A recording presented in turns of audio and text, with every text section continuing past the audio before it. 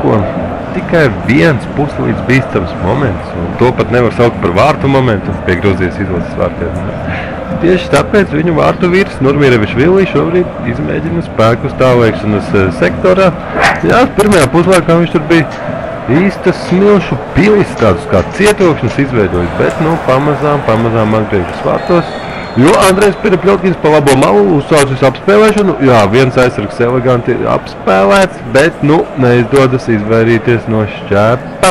Andrejam, ja šķērs būtu lidojis kaut vai centimetrus 10 zemāk, droši vien Andrejam būtu izdevies saglabāt bumbu, varbūt pat izdarīt citienu. Nezīvēsim tagad, kas būtu, ja būtu.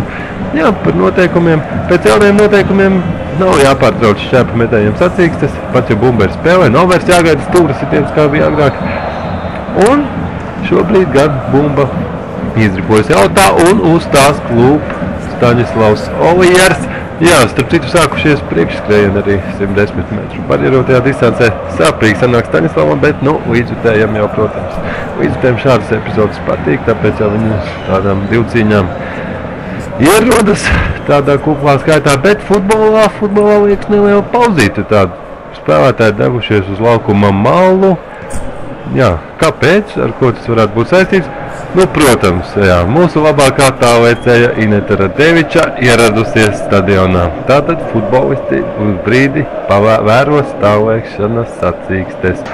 Sievietēm, jā, protams, pēc tam viņi pēc noteikumiem tiks nostādīti atpakaļ tajās pozīcijās, kā maču pārtraucot. Bet, kamēr pauzīte, varu pastāstīt, ka sporta programma ar futbolu šodien nebeidzas.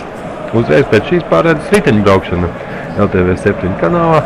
Tur, protams, favorīts numur 1. Vēvis Bela Ploščiks. Ja vien viņu atkal neiegāž balkošana.